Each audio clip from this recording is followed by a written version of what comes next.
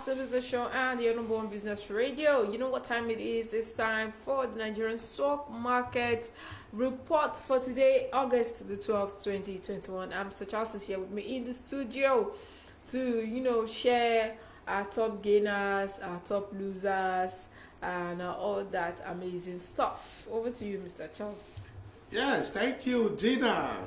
It is the time for the stock market report, and each time you see me on this wine jacket, you know that yes, we want to talk to you about the market.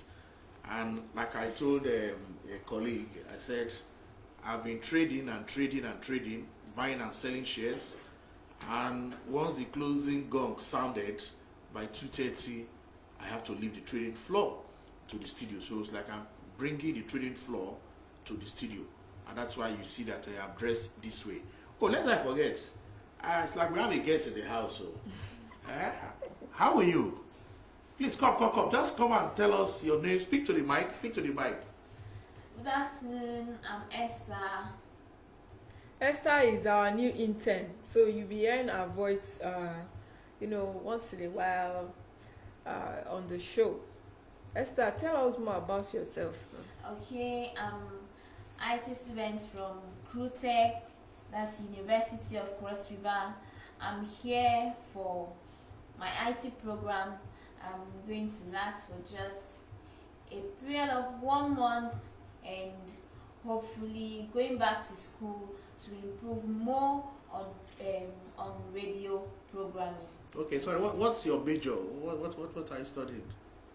I study mass communication. Okay, you're studying mass. Yes. What level are you? I'm a 300 level student. Okay, that's very good. You are welcome. One last question before you take your seats. As a mass communicator, you're supposed to communicate everything clearly to your audience. So what you are seeing now is part of business communication.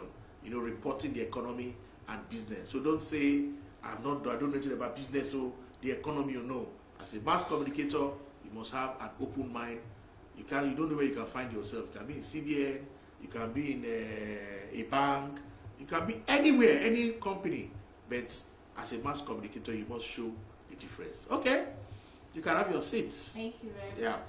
Okay, so I hope Gina will, from time to time, will give you the mic, and you will display your skill.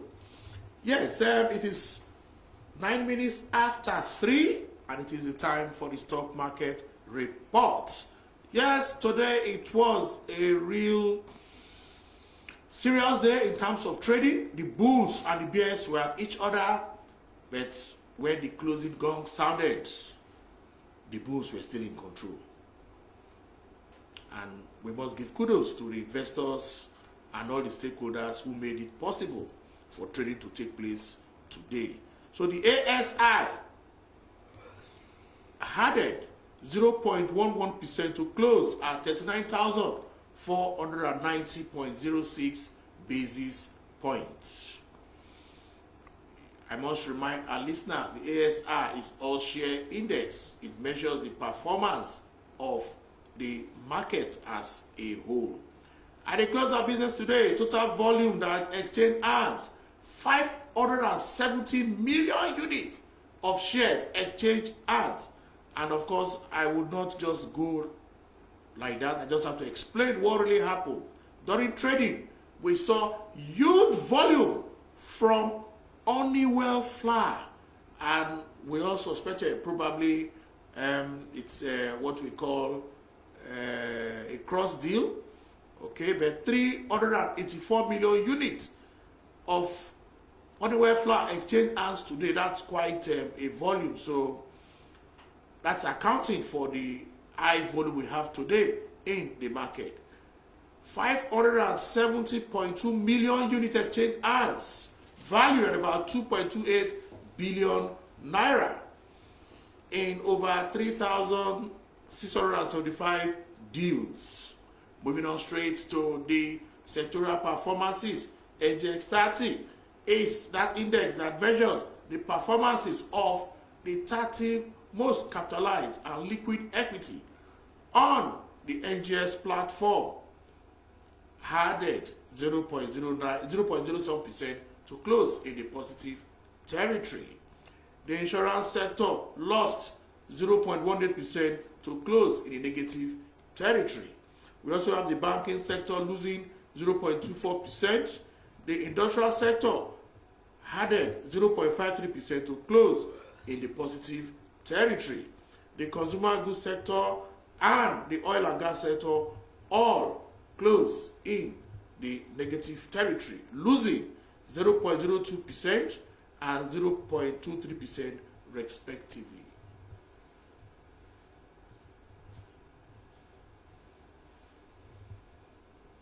At the close of business today, looking at the gainers chart, of course, we're not surprised. Honeywell flour added gained 10% to close at £1.37.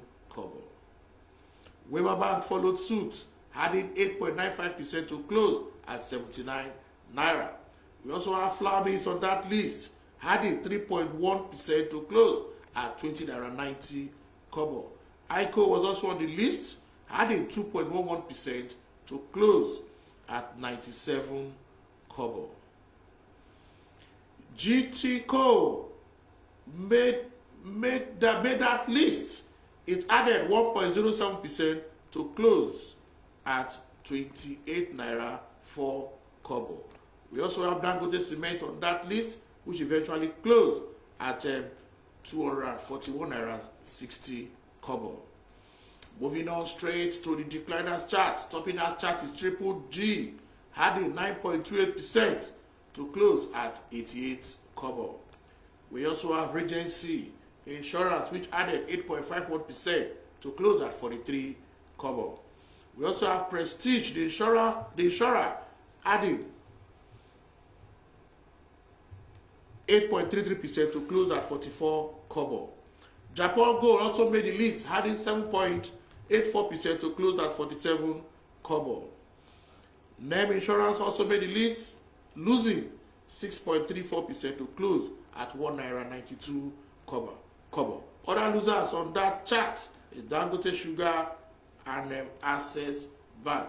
Today in the news, the CMC meeting, I'm sure, will be holding any moment from now, or they have already started the meeting. That is the Capital Market Committee meeting. And like we said yesterday, we urge all stakeholders to be at that meeting so that they can have effective deliberation and come out with communique that will really take the capital market to where it is supposed to be. That is the Capital Market Master Plan. I think that plan is a 15-year plan. We started in 2015, and it's supposed to, it's a 10-year plan. Yeah, it's supposed to terminate in 2025. Yeah, so, and I think the regulator SEC has been implementing that plan, and that's why we are seeing some of the changes in the capital market today. So I just urge all stakeholders to be at that meeting and contribute their own quota to see that we implement what we have on the master plan, especially in the issue of the role of the capital market in housing development. We need to mobilize funds to bridge infrastructural gap in the economy, and housing is one of the infrastructural gap that we have today in the country. Whether the Minister of Housing and Works tells us that there is nothing like a shortage of 17 million or 22 million, that is not the issue. Whether the statistics is not right or not, it's not issue of getting the statistics right. Let us just be aware that there is a deficit of housing in the country. In fact, in Lagos especially, Lagos. Like if you have recently tried to secure an apartment, you would know that, in fact, the cost of getting good accommodation. When I mean good accommodation in Lagos, it is a very, very daunting task. Okay. From paying numerous agents that will take you to houses that are nothing to write home about, to the different fees that you have to pay, and then when you get to the place, the disappointment that you feel from that place. In fact, you wouldn't even want to go back there or try to even look for it. Yes, it is very, very disheartening. I think sometime like 2 weeks ago on Twitter, a young man shared his bathroom situation. Yeah. His bathroom, the shower is actually lower than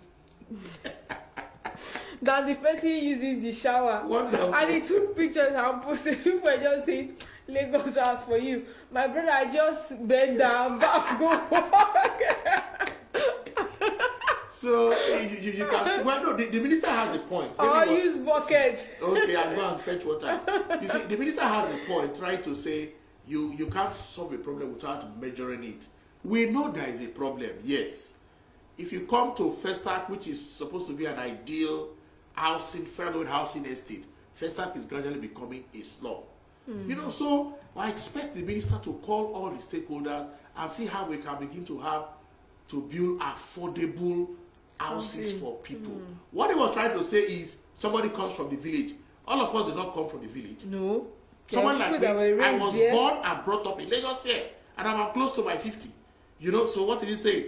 I only go to my village once in a while.